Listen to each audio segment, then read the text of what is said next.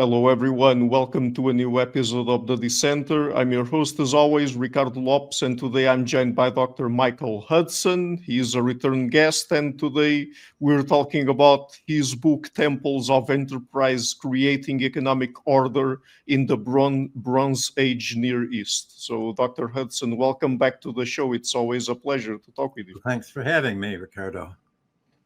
Okay, so what do we know about the origins of the economy in the ancient Near East? And why did you get interested in the ancient Near East specifically? Oh, there are two completely separate questions. Maybe I ought to say why I got interested first, because that shows you what I'm looking for.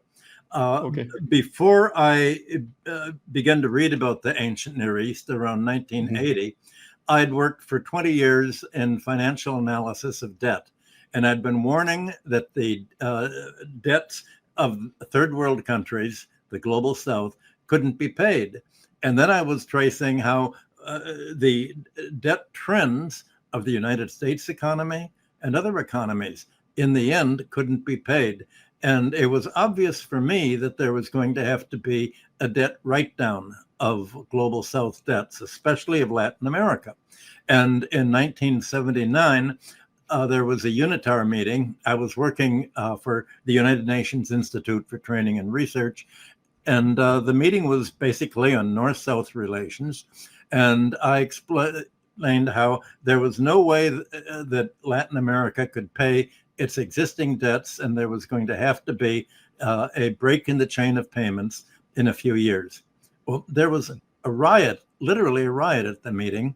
The U.S. rapporteur was, I think, a government intelligence plot, and misrepresented my statement to say Professor Hudson has just studied debt and analyzes how it can be paid. And I stood up and said that I analyzed how it could not be paid. Now it could be paid. And the very forecast of saying how much was going to be owed when you compare it to the earning power of Latin America, other countries for exports and remittances and all of their other balance of payments, essentially couldn't be paid. Well, the controversy over that, and as you know, 3 years later, in 1982, Mexico started the whole Latin American debt bond by defaulting on its tesobonos, its short-term government debt. Well, I became, by 1981, interested in writing a history of how societies had handled their inability to pay debt. And in about 2 years, 1982, 1983, I'd gone back through medieval Europe and through the biblical times, and I'd found references to Near Eastern anticipations of the Jubilee year and debt write-downs.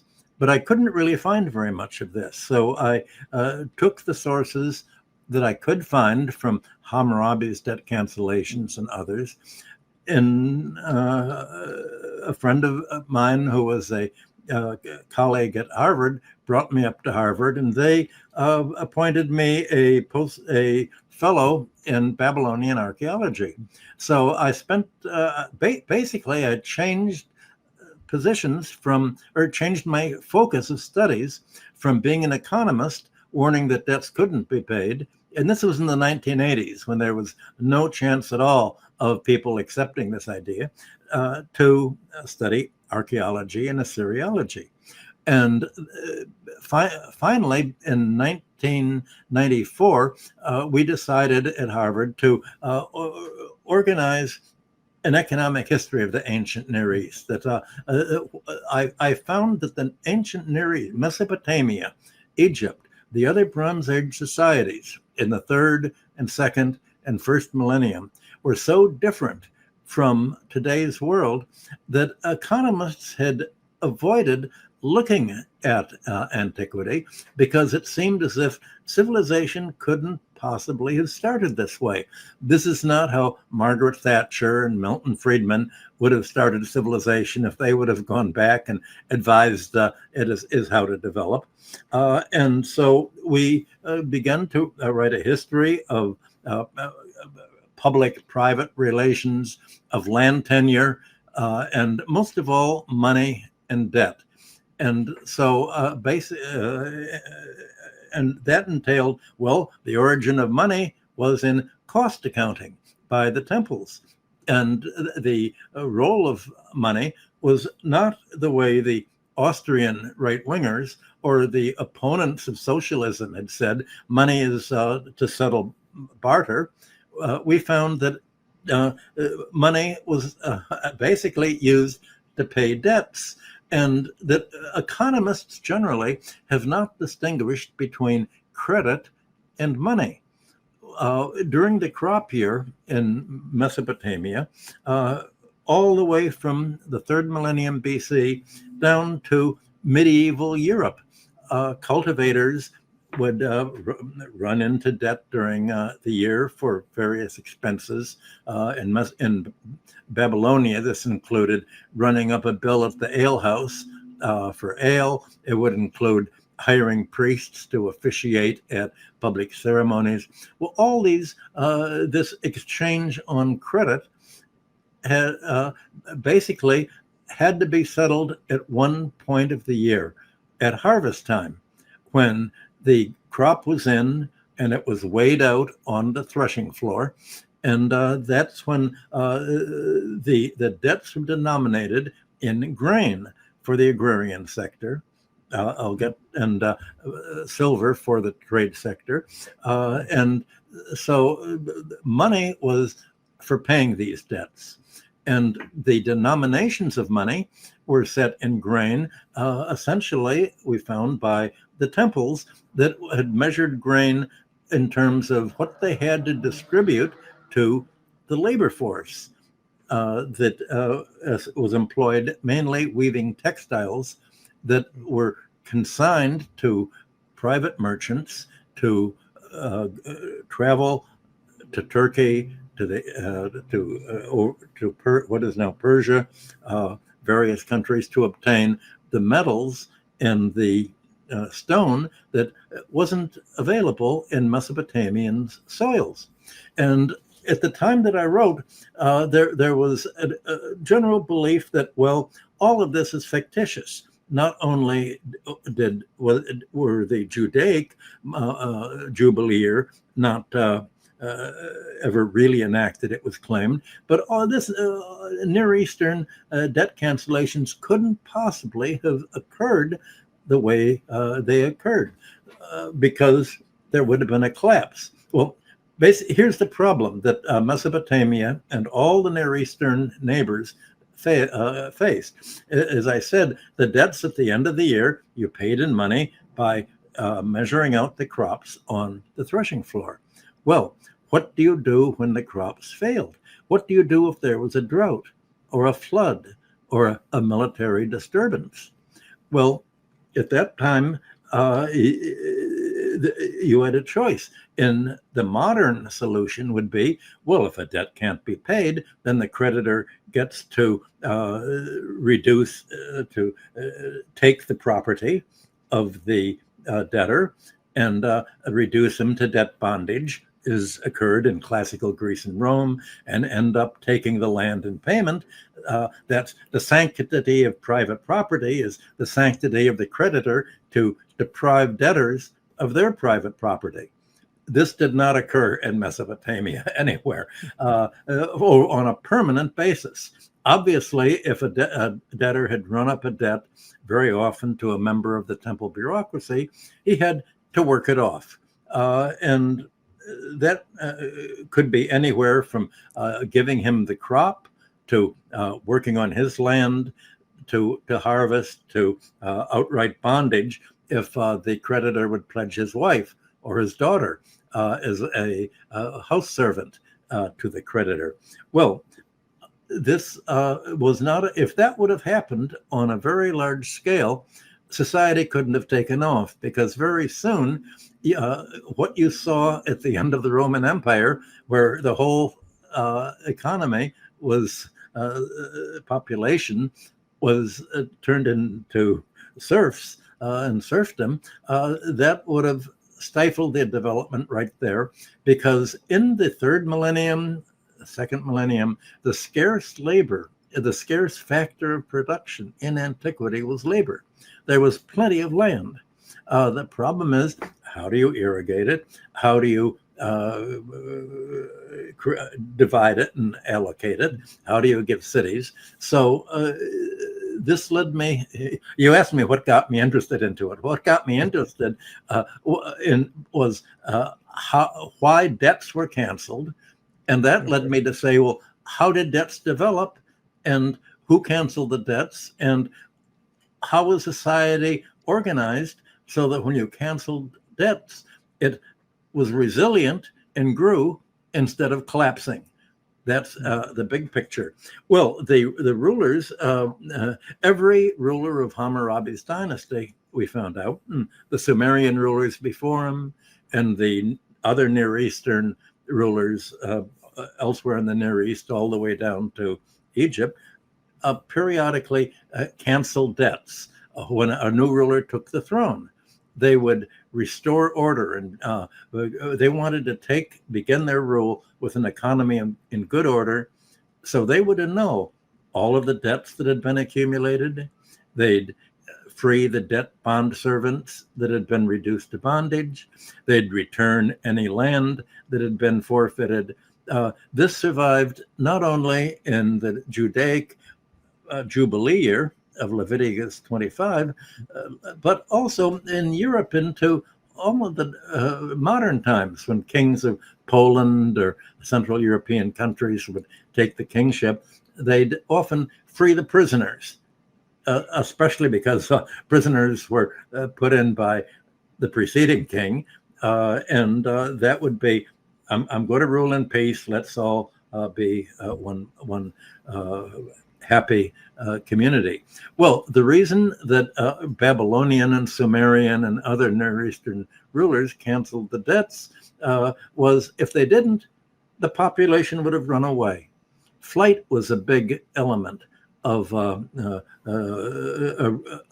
recourse for populations who were indebted. And if you did not cancel the debts, if you did not guarantee everyone their land, then you would find yourself either overthrown or depopulated. Well, that led me and the group into deciding, well, how do we decide who got how much land? And we found that already by the late Stone Age, apparently, you had communities expanding out, and they basically would assign standardized plots of land to the citizenry at large. And the size of the land and the conditions of land tenure would be, we're going to assign you this land, but in exchange, you owe the community certain basic public services as the condition of holding this land. Number one, you have to serve in the army. Number two, you have to work on corvée labor, that is infrastructure projects. You might have locally, you might have to help dig canals, but you might have to build walls around the cities so that nomads couldn't attack you. You might help build temple foundations or temples, or you might help build palaces.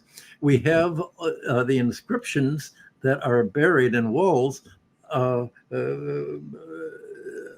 explaining, how these were done. And the question is, well, were landowners, the peasantry, as you would call them today, did they accept all this?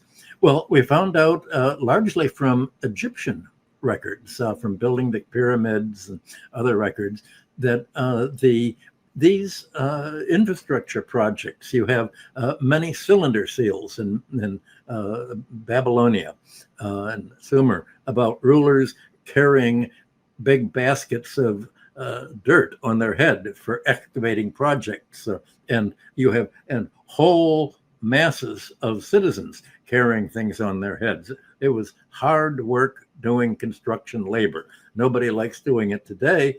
That's why it's left to immigrants in America before they were expelled earlier in the year. but it turns out that these were great socializing projects. For one thing, we know that the government provided enormous amounts of beer at these festivals. They fed the people. Not only did they feed them beer, but they had great feasts. And it was at these feasts that the Near Easterners had their major times of year when they ate meat. Normally, the family would live on a very healthy plant-based diet, but it wouldn't entail meat. So we found the whole organization of land tenure. It was taxes that created the definition of and conditions of land tenure, and it was the preservation of this land tenure that led rulers to say, well, if the crops fail and the cultivators cannot pay the creditors, we certainly don't want them to end up as bond servants to the creditors, because then they couldn't serve in the army and they'd be working the creditors' land or in their houses, not on building public projects. So you had a kind of bifurcated economy. You had the economy of the large institutions, the palace and the temples on the one hand, and the agrarian sector, cultivators on the other. And the agrarian sector would provide labor, often war widows or war orphans, to the temples or palaces to work in the weaving workshops, and they'd provide the textiles. And these textiles were turned into the economic surplus of Mesopotamia and other countries by being consigned to merchants, many of them private. Some may have worked also for the temples, we're not exactly sure. And they'd be advanced to the traders, and the traders would have to, in 5 years, they would have to return double the amount of money that was lent. Well, that was the origin of interest rates. We found out that interest rates did not reflect supply and demand, but were standardized for century after century, for over 1,000 years. And they were standardized for money that was transactions that were done between the large institutions and the rest of the economy at large. The large institutions, because they were the institutions creating and monetizing the economic surplus with foreign aid, kept their accounts in silver. The agrarian economy was based on the land and the crops and grain, because that's what was grown. And in order to make a balance sheet and an income and expense statement of the temples, you needed to consolidate foreign trade and domestic production. And so you had a bi-monetary standard of setting a unit of grain is equal to 1 shekel of silver. And this fixed unit, the exchange rate between grain and silver, was standardized, again, for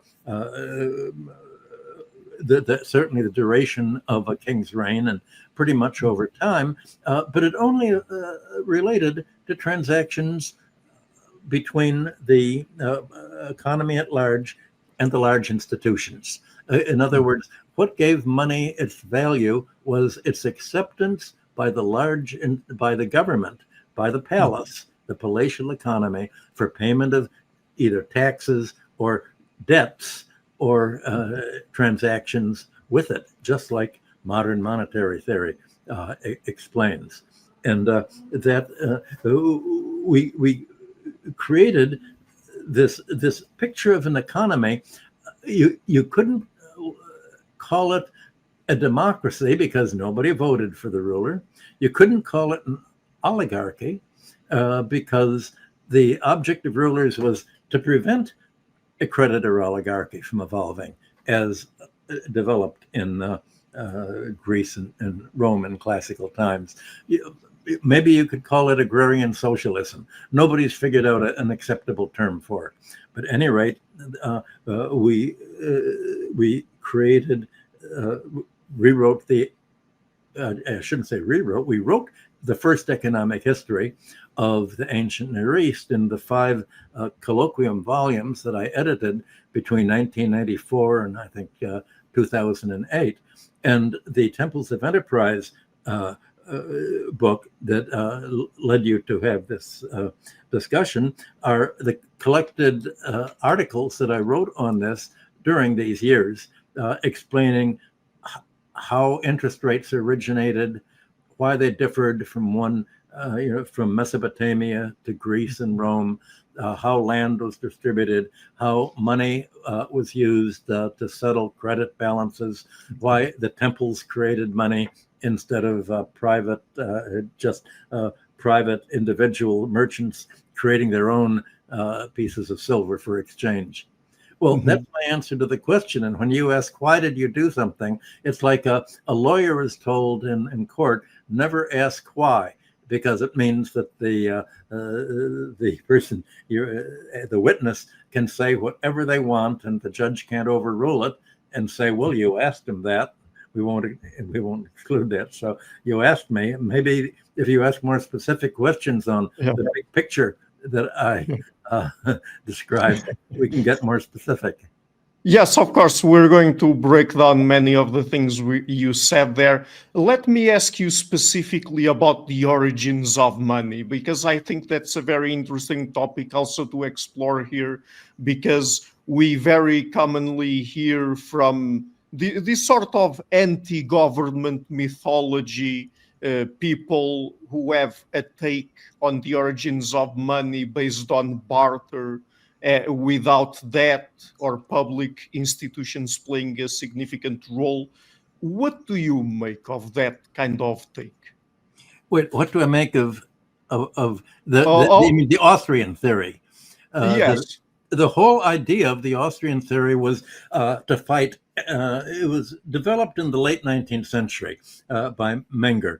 And the whole idea was they hated government. There was a class war in Vienna, especially. There was fighting in the street. The whole dynamic of industrial capitalism was to have an increasing role of government in providing for basic services and needs that otherwise would be monopolized, for transportation, for communications, and of course for healthcare, education. All of these are provided by government so that you would minimize the cost that employees had to pay for using these services, which would have required the industrial capitalists to pay higher wages. And if the government did not subsidize these services, including housing, that workers needed to pay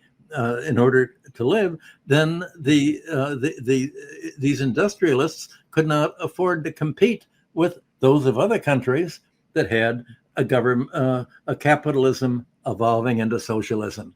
Well, the whole basis of classical political economy, from Adam Smith, John Stuart Mill, Marx, and the whole rest of the 19th century, was based on a value theory isolating economic rent as unearned income. The whole political fight of the 19th century, from Britain, France, all over Europe, was to prevent the landlord class from controlling the economy and protecting itself, increasing food prices, and obtaining higher and higher land rent that would raise the cost of living and make labor unemployable by industrialists. And David Ricardo, in his Principles of Political Economy, in 1817, and explained how if you don't reform Parliament and take away the landlord's ability to control the economy, then and adopt free trade so that Britain could import its food at a low enough price to keep British wages low so that industrialists could compete, well, then you have profits being stifled by the rent recipient. So all of Europe said, we've got to get rid of the aristocracy, and its charge is like a tax. And that was the fight. Well, the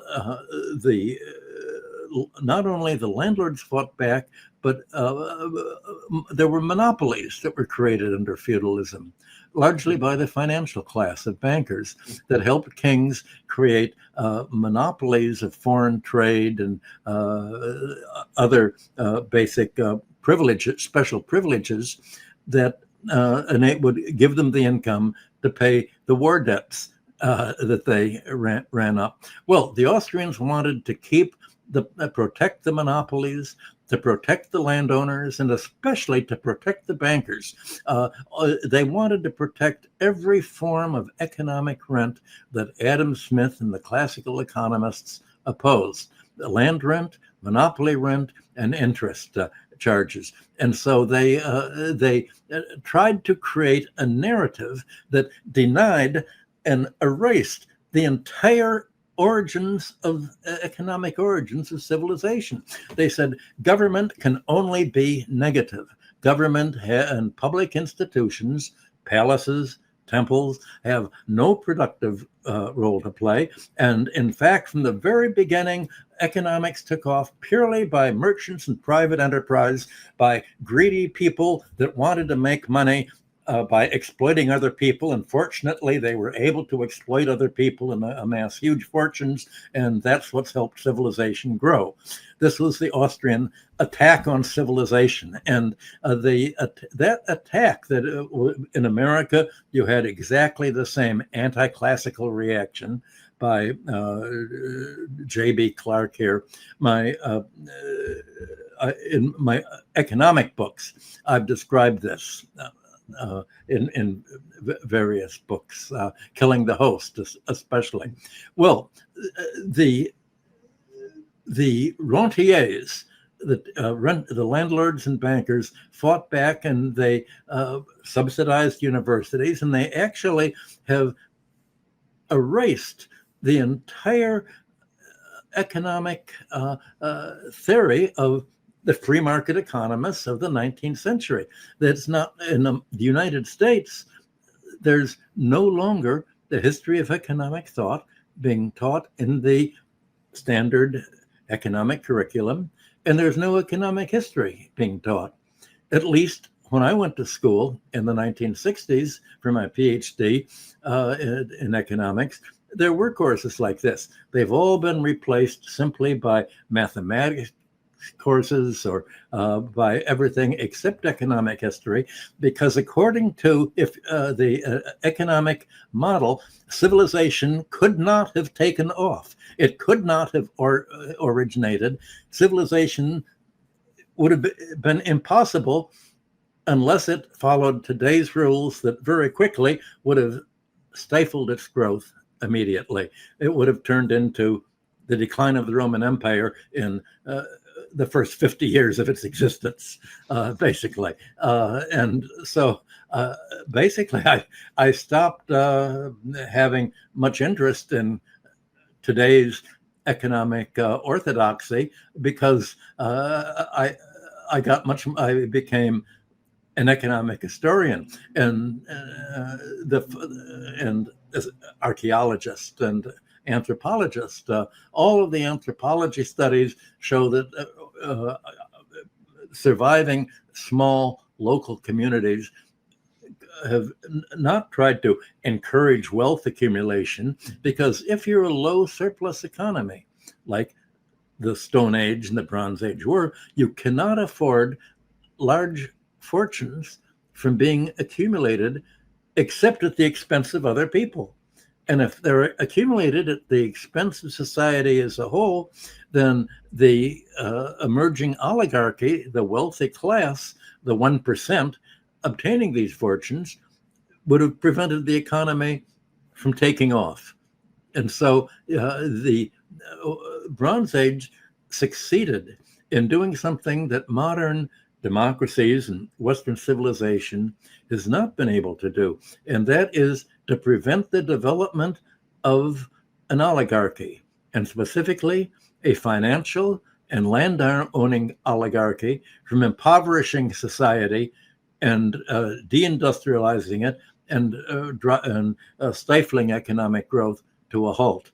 That was its great contribution, and that's why economists just exclude any thought of this economic history from their curriculum. And the Assyriologists and Egyptologists and other scholars who were members of my Harvard group basically have no interest in talking to economists. And at first they were hesitant to have me is organizing the whole set of colloquia that we had, but they thought that they worried that I was going to try to impose modern economic ideas on them. And I said, just the opposite. I want to find out how it was that these societies were able to start by canceling the debts, by redistributing the land, by distributing land in the first place,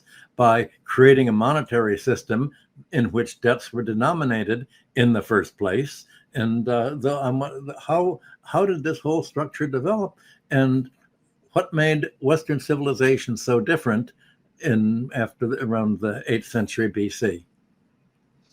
And in regards to imposing modern concepts or modern ways of thinking onto ancient civilizations, earlier you talked about the role of temples and palaces in the ancient Near East.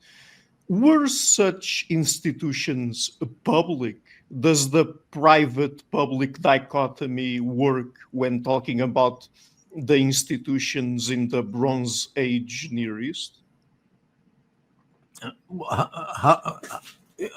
Are you? Tell me again how you're. Explain it in different words. The dichotomy. You mean there were two sectors together. For instance, many people thought that Hammurabi's laws were a tax code. They weren't a tax code because the community on the land had its own common law. But Hammurabi would have rules like an eye, for the tooth, and a tooth. Well, was that really a law? We have many legal cases in cuneiform documents on clay where there were injuries by one person against others. And in no case was there a retaliation in kind for the injury. There was a fine. Just as in Indo-European societies, there was Wehrgeld type fines. If you caused an injury, you had to pay. Well, then why? And it turns out this was not only medieval European, it was how the whole world worked. Certainly it's how the Near Eastern world worked. So how do you explain Hammurabi's laws? Well, they were specifically related to the palace economy and the temples in its relation to the rest of the economy. And in the palace economy, the employees of it were dependents. They were people that today you would call them welfare workers. Well, if you're on welfare, you don't have any money to pay the fine to compensate the person who you've injured by poking out his eye or breaking an arm or killing him. So that Hammurabi had that principle as saying, well, if they don't have any money, then there's no choice but to retaliate. Gradually, there was a reinterpretation of Hammurabi's laws and the laws of all the rulers. The laws were basically for relations between the palace and the self-sufficient economy on the land. And it was the palace that essentially took the grain surplus that was provided, I won't say in taxes, but in the various forms of payments, including the advance of sharecropping land, the rents that they owed, the various service payments they owed to the government that were settled in grain money. They used this to support an institutional labor force to make the exports, to obtain the foreign raw materials, including silver, that was valued apparently because of its use in religious for religion as a sanctified metal, which is why the temples were the key of providing silver. I think one of your questions was why how was the money produced? Well, and the Austrians said, their governments degrade money. They run deficits and they spend much and they destroy money. Well, actually, it was the private sector that destroyed money. According to Menger, well, the merchants would just, provide gold, and they would, or silver mainly. They would take the silver, and they would, you're going to buy some food at the market. You pay a little silver in exchange for things, as if cash on the barrelhead right away. And nobody asked, well, who makes the silver? Well, we know not only from the Bible, but from similar Babylonian wisdom literature, that there was a condemnation of merchants for cheating and not only degrading the silver they used at less than the standardized purity, and the temples would stamp the purity on various sheets that they had, but also divide them into specific weights and measures. You can't just take, here's a piece of raw silver, Hackgeld, as it's called in German. The silver was, you would have bracelets that were divided into five shekel little pieces that you could break off. There were standardized measures, and you also had scales. Well, again, you have the Babylonians, like the biblical, the Old Testament, complaining about merchants with false scales. They would use one weight for buying and selling, for buying goods, and another weight for selling goods to cheat the customers. Private merchants were always known for cheating throughout history, not only in modern times. So you needed the temples to provide honest money, and that's why most of the marketplaces down through the Athenian agora, for instance, were held in the open space in front of the temple. So if there was any argument, the Athenians had the agora nomoi, the enforcers of law and weights and measures in the agora to oversee fair dealing. You needed the government to regulate crooked, greedy merchants. Well, the Austrians said, wait a minute, you don't want to regulate greed. Greed is good. Greed is what drives things. We're the greedy people. We're the good people, not the bad people. We're what drives civilization. Our greed is not you people who we exploit. You're just there to be exploited. We provide the surplus by extracting interest from you, land rent, and monopoly rent to exploit you. We are the drivers of civilization. That's Austrian and free enterprise theory, as opposed to classical industrial capitalism that said we cannot afford this kind of behavior and have a stable industrial competitive economy.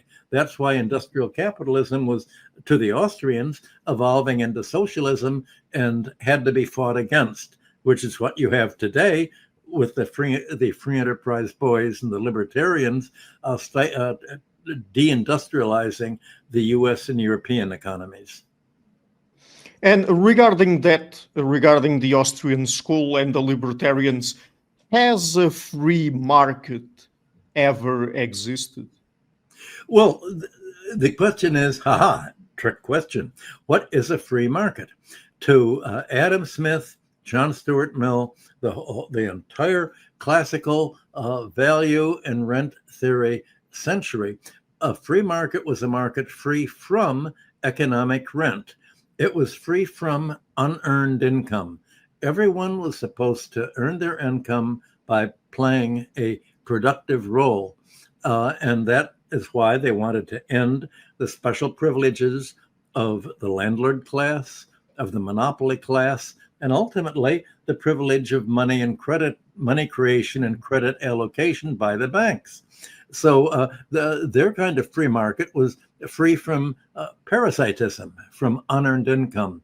For today, the free market is free for parasitism, for rent seeking, for deregulation. It's free from government regulation to prevent the concentration of wealth, not by playing a productive role in building factories and employing labor to produce industrial goods, but in being a rentier, a rent collector, either as a landlord, as a monopolist, or a banker.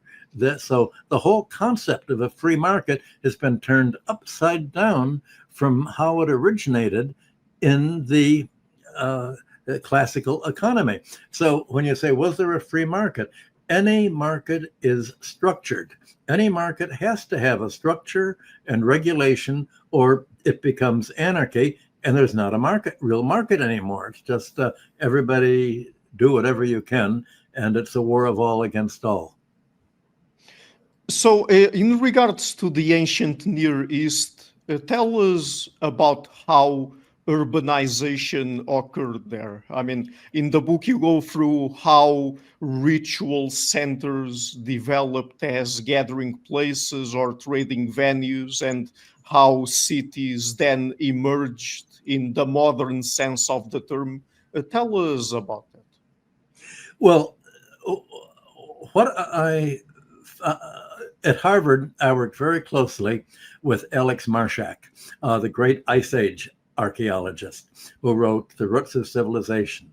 And he found already in the Ice Age many of the social structures that survived through the Stone Age, Bronze Age, into modern times had their origins. And what he found was already in the Magdalenian period, 14th millennium BC, you had people, the land was not very densely populated. And you would have clans and tribal organizations of clans growing and expanding, but they'd have to get together once a year, or twice a year, or quarterly, one time or another. There were calendrical times for them to get together. So one of the roles of the chieftains was to keep the calendar. So, and it was a lunisolar calendar, so that they would know, okay, we follow when the moon is full or new, or whenever, we will get together at a given spot. Well, where do you get together? Well, most of the caves where we have archaeological evidence of Ice Age gatherings were on watercourses, or if not watercourses, on roads or paths that were easy to get to, transport easy to, so that people could join in these consolidations of identity. And these occasions were, I won't say markets, because everybody was self-supporting at that time, but they were where marriages, or whatever you would call them, would take place, where intercourse of various forms would take place. And that then, after you would have this consolidation of a tribal or other identity, then people would go back to their hunting and gathering. And so these gathering places were marked cosmologically. The whole idea was to make a gathering place an image of the cosmos. Well, that's what you had in Stonehenge. And there were many similar places, such as Stonehenge, where you would have them aligned with the year on a particular solstice or equinox, where the sun would come and trace a particular time. And that showed, okay, this marks the time of the year that we are developing. Well, just like Stonehenge was sort of a scale model of an annual calendar, cities themselves became based as a cosmological model. They had typically 4 gates, like the seasons, sometimes 12 gates. They either would be round, or you would have the if not north, south, east, west orientation, then you would have it oriented to the way the winds went. You would have standardized plots and streets. You had a cosmological context for urban design and architecture and development, just like churches as they developed were cosmological. The medieval European churches had all of this cosmological mathematics worked into their design. That all of this is to say, the order that we are creating on Earth is as stable as the astronomical, calendrical order in the cosmos. And that's why there have been so many studies of astral religion, in the sense that cosmology was the basis for archaic religion as an attempt to create a system of economic order, or I should say a model of economic order on Earth as it is in heaven. And they wanted to create this stability. But unlike modern economics that says if you don't need a government because everything returns to normal if you just let it alone, let the rich people impoverish the 99% and it's okay. The ancient society, until the Western civilization, realized that the economies got out of order if there weren't intervention. And how do you restore this cosmological order and balance where you have a self-sustaining peasantry on the land growing crops, you have a temple bureaucracy, a palace bureaucracy, you have foreign trade. How do you keep the economy in balance? And the whole Greek philosophy was based on balance, including the theory of medicine, for instance. The whole Aristotelian idea of balances within the body. You could say it's similar for the acupuncture that they have in the Near East. The whole idea of balance was central. And also the whole idea of fair rulership was based on keeping the population happy and satisfied. So that under Confucianism, for instance, in early China, the the ruler was supposed to keep the peasantry happy, and if there was a peasant rebellion, that meant that the ruler had not been ruling fairly and probably deserved to be overthrown. You have that whole concept of economic balance, which is just the opposite of today's economy, saying the business cycle is self-correcting. You don't need the government to intervene and cancel debts because everything is balanced with checks and balances, and you don't have to worry about debts being unpaid, or you don't have to worry that today's civilization economic problems exist. We actually don't have any problems at all today because the reality is impossible under our economic theory. We can't possibly have Europe and America acting like they are because our theory says that's not possible. Well, that's the craziness of academic economics and the social sciences generally. So it's very interesting, all of what you said there about how some of the institutions we take for granted nowadays have their origins in ancient Mesopotamia. What would you say was Mesopotamia's role in innovating and shaping civilization's basic economic institutions? Well, the economic practices that became part of how economies operate were originated there. For instance, money is a means of paying debt. You have all anthropologists have found that all the surviving indigenous communities have debts to each other, even as a means of integrating people. If you have one family growing crops and another family growing the same crop, give this as a gift to the other, and there'll be a reciprocal gift. There'll be an exchange. There was always a reciprocity in debt. But the Mesopotamia achieved a large scale of specialization of production that didn't exist before. Now, there have been a number of books that were just published and reviewed in the American press on Mesopotamia, and it's just amazing how they're trying to say Mesopotamia never existed. And there was no takeoff at all. They said what made Mesopotamia rich was it had these river deposited soils, just like Egypt had the rich soil deposited by the Nile. And here's all this rich soil for growing crops. And they could afford to have a big population, and the population all got together. And when you get together, you're big enough to begin to specialize labor and develop industry. The question is, why did it happen in Mesopotamia?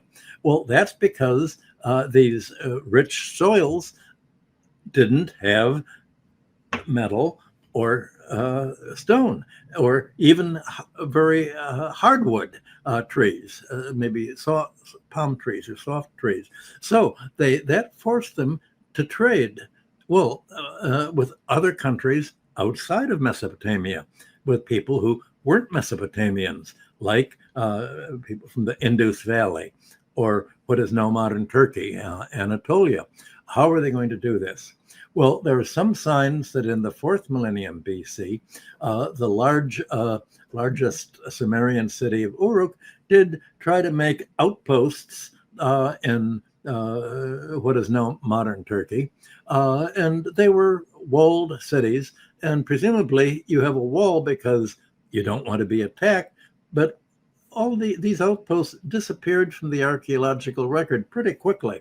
And the fact is, you couldn't afford to obtain the raw materials, the metal, stone, and wood that you needed by force, because it was just too expensive to fight people and get killed and have to build walls and do that. So the way that Mesopotamia obtained its raw materials was to have other countries voluntarily either supply them or to be hosts to Mesopotamian developers producing tin and copper that gave their name to the Bronze Age, or silver, or stone, or jewelry, or the other, everything that could not be produced in Mesopotamia from its own soil. So what Mesopotamia did have, because of its soil, was a very large population that was growing, and this population was large enough to be self-supporting and to support a labor-intensive export industry, largely of handicrafts, textiles and other handicrafts, to trade abroad for the raw materials that it developed, so that it needed. So that was the circular flow. Well, when you advance textiles to a trader, how are you going to get repaid? How do you denominate it? You don't get repaid in textiles. You had to have a standard of measurement. And the role of money was a standard of measurement initiated by the temples for their own account keeping. That's why the measure of grain was divided into 60ths. They had to give grain regularly to the labor force there. Well, the archaic measurement of time was the lunar month, but the lunar month varies in time from 26, 27 days all the way up to 29 or 30 days. You can't just keep giving various measures for a variable month. You had to standardize month. So from Mesopotamia to Egypt, you standardized the calendar into 30 days months. Well, of course, that left a gap in the year between 360-day year and the 365-day solar year. So you had a civil calendar based on the lunation cycle, and a solar calendar that was used by the large institutions for the distribution of food. And as long as you divided the grain ration into 60ths, that is, every day for 30 days, twice a day, you would give them barley or grain or whatever you were feeding them. They used the same system of denominations for coins. The mina was divided into 60 shekels, just like our minute is divided into 60 seconds. The origins of our time measurements come from Mesopotamian measures of grain that was extended to silver and money in general, and then the measurement, the counting system in general. Okay, so I'm just going to ask you actually one final question, because I don't want to take too much of your time, and we've already done 1 hour. So what do you think then modern Western democracies could learn from Bronze Age economic policy that would be possible to apply today? Well, that's the big question, and I discussed that in my book, The Collapse of Antiquity. The Bronze Age really came to an end in 1200 BC in the Mediterranean. There was bad weather. The climate crisis began in around 1800 BC in the Indus Valley, when you had the Indus civilization was the largest Bronze Age civilization, very standardized, very developed everywhere. But apparently there was a drought, and the population declined so rapidly that you had the influx of Indo-Europeans, largely from what is now Ukraine, apparently, come in there and overlayer it. Well, you had in 1600 BC, there was bad weather in what's now Turkey. You had the Hittites move in and to conquer Babylon, and the Babylonian Empire ended in 1600 BC.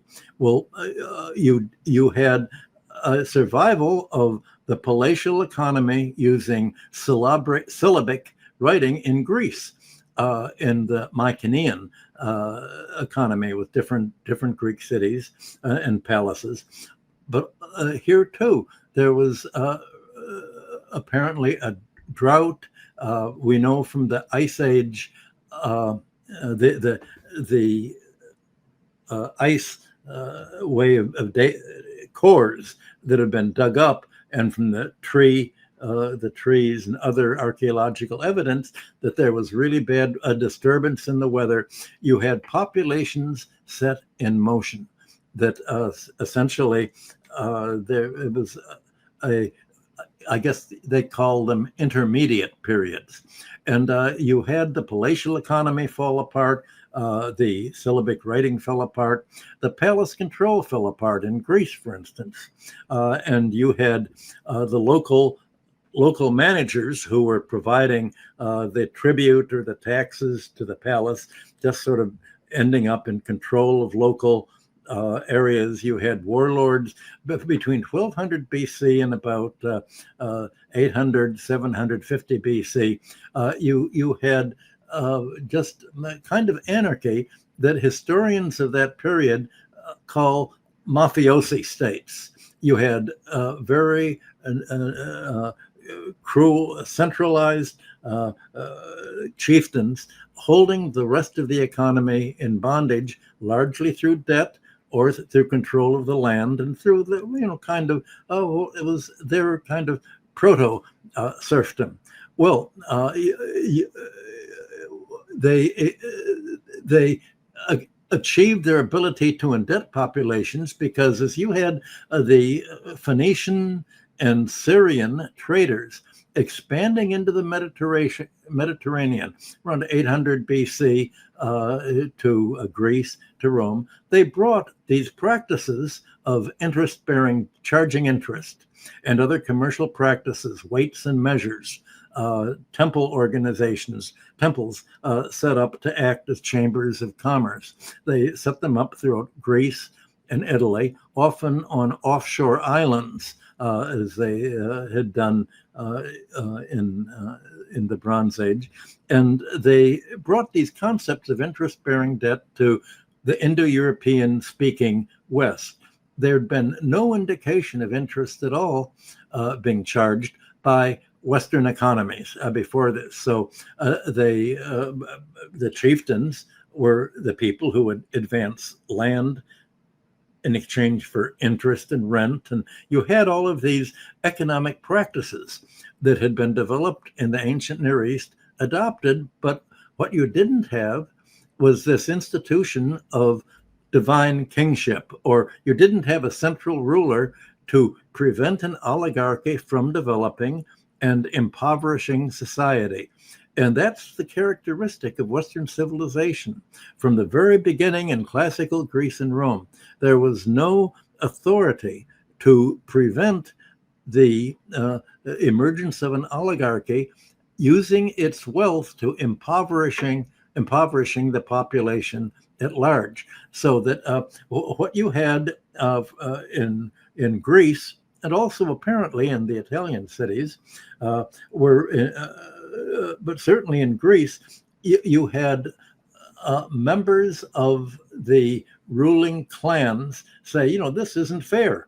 Well, especially it's not fair if they were a secondary, distant member of the ruling clans, and they got together and they overthrew the clan leaders. This is very well documented in the various Greek cities. I'm blocking out for a second. Corinth. You had this. You had a similar overthrow in Sparta, where the reaction of the reformers in Sparta under the mythical Lycurgus was, we don't even want to use money, because if you have money, then you're going to have interest-bearing debt, you're going to have poor people. And at the very end of all of these revolutions they were called tyrants, and tyrant just meant the big ruler. I think it was taken from one of the cities in Persia that was used. You had the tyrants overthrew the mafiosi states and began to undertake public development. They canceled the debts that had held the population in bondage. They redistributed the land. They did basically what the Near Eastern rulers had done. They said, well, we need a free population in order to have an economy that grows and works and is resilient. And that's why in Corinth, you had them developing the port area, the docks, and the foreign ability for foreign trade. You had Athens. Sparta was sort of a special case. They didn't have so much foreign trade. They conquered a neighboring group of city and turned the population into helots, which were sort of quasi-serfs. And it was the tyrants that set the train for what became Greek democracy in Athens and other countries. And that just meant the public sector taking the lead in sponsoring construction projects, trade, and organizing rules of commerce and exchange and economic stability sponsored by the governments in general. Well, by Aristotle's time, you had the increase in wealth. You had the technology had obviously by the 4th century, 5th century, 3rd century BC developed way beyond what it was 3,000 years earlier. Society had been rich enough to be able to afford a wealthy class accumulating wealth.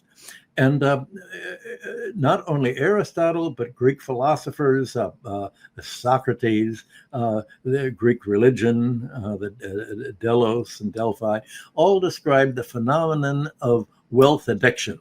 you have a problem. When you have big fortunes beginning to be accumulated, you have wealth addiction and greed, and that developed into an oligarchy. So when Aristotle wrote his study of constitutions throughout Greece and its islands and other areas, he said almost all these constitutions call themselves democracies, but they're really oligarchies. And Western civilization has not really had a democracy. It occurred very quickly into oligarchy. Well, both Aristotle and Plato described there was a kind of cycle throughout history. Democracy would develop into an oligarchy, and then some oligarchs would fight other oligarchs by taking the public, the infantry, the masses into their camp and overthrow them and making democracy. And then that would develop into an oligarchy again. And that was the eternal return of Western civilization. But there weren't that many cycles when democracy turned into oligarchy. It happened rather fast. I could go into Roman history if you want, but I describe all of this in The Collapse of Antiquity. So Western civilization it took the economic practices that had been developed in the Near East, but without any ruler to prevent a domestic oligarchy from developing and impoverishing society and reducing it to serfdom of the type that Rome did with its empire, collapsing into serfdom. And we're having that same oligarchic tendency today. And the oligarchies in all countries became a rent-seeking class, a rentier class, at first by their land ownership, in conjunction with their creditor power of interest. So you had rent in the form of land ownership, rent in the form of interest, and later monopoly privileges. This is what John Stuart Mill called making rental income in your sleep. You don't work for it, but you achieve a political and military power to extract rent from the civilization at large. And that's where classical economics came in the 19th century. The whole ethic of industrial capitalism was trying to restore the economic balance that had been missing from Western civilization ever since its inception in Greece and Rome, after the 8th century BC. And it seemed to be on its way to evolving into socialism by World War I. But by that time, the rentiers fought back and achieved regained control of the economy at the expense of industrial capitalism by the rent extractors, by the landlords in conjunction with the financial class of bankers. And that's the same ethic, the same class, rentier class, that's stifling economies today from Europe to the United nations, to the United States, is exactly what the Mesopotamia, Egypt, and other Bronze Age economies were able to prevent by having a central rulership. And that's why the Austrian school and economic free markets today said, we don't want any central rulership, any government able to regulate the economy or to prevent exploitation or to discourage economic rent in favor of earned income by profits and wages. You want to shift taxes off banking, off real estate, onto labor and industry. And that is exactly what's polarizing the European and U.S. economies today. I didn't expect this to be the result of what I was going to find when I began to look in Mesopotamia for, well, how did they happen to cancel the debts? But in reconstructing the whole society that was responsible for doing this, I realized that there were really two kinds of societies: a regulated society to prevent exploitation and rent seeking, and a free-for-all where the rentiers take over and impoverish the population. Yes, that is really fascinating, Dr. Hudson. And We've already recorded almost 75 minutes, so I think this is a good point to wrap up our conversation. I don't want to take too much of your time, as I said, and the book is again Temples of Enterprise Creating Economic Order in the Bronze Age Near East, and I'm leaving a link to it in the description of the interview. And Dr. Hudson, thank you so much for taking the time to come on the show again. It's always really fascinating to talk. Well, I look forward to seeing the transcript of all this because I always get new ideas while talking to you, Ricardo. Okay. I mean, your questions sort of lead me to develop a different exposition, so I'm looking forward to it. Hi guys, thank you for watching this interview until the end. If you liked it, please share it, leave a like and hit the subscription button. This show is brought to you by Analyst, learning and development done differently. Check their website at analyst.com, and also please consider supporting the show on Patreon or PayPal.